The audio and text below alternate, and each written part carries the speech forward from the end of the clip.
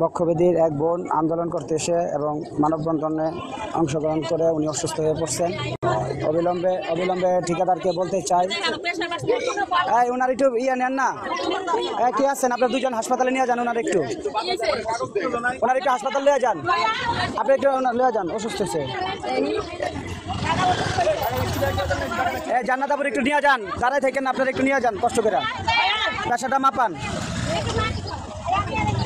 ওনারা নিয়ে যান, ওনার একটু হয় একটু নিয়ে আন, হয় একটু আপা যান।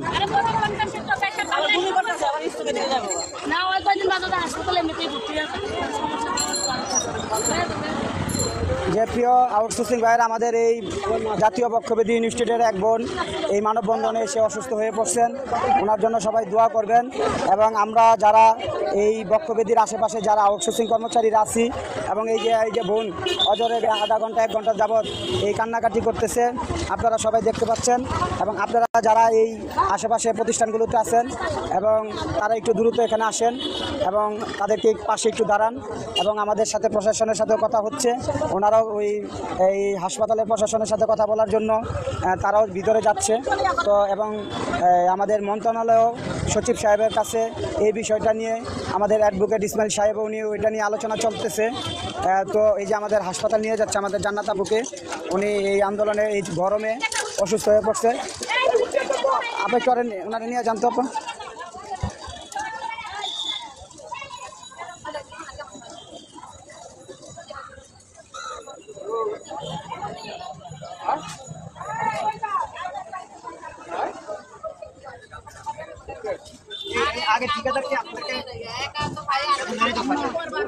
এইটা হচ্ছে নতুন ঠিকাদার, কিন্তু আগের ঠিকাদারের কাছ থেকে 10 মাসের বেতন হলো বকেয়া।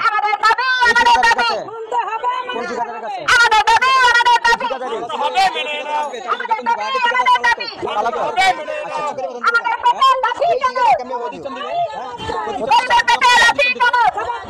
এটা তারা প্রতিষ্ঠানে কাজ করছে, ঠিকাদারের কাম করে নাই।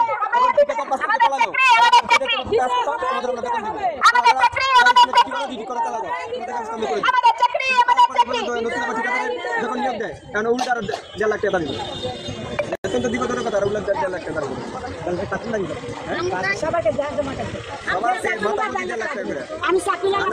না দিলে নতুন লোক দিবে।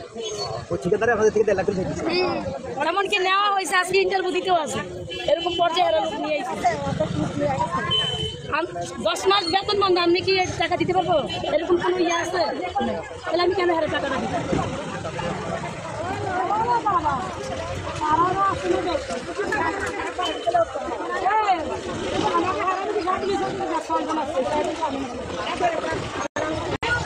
ব্যানারটা ভালো করে ধরেন। আপনারা কি একটু জিরাইতে চান? জিরাইতে চাইলে একটু জিরান, এরপরে যদি প্রশাসন থেকে বা কোনো যদি আমার কাছে আসে, আপোষের লেগে আসে, আমরা যাবো। আর না হইলে আমরা পরবর্তী কর্মসূচি ঘোষণা দিব, প্রয়োজনে আমরা আবার সম্ভব ভবন ঘেরাও করবো।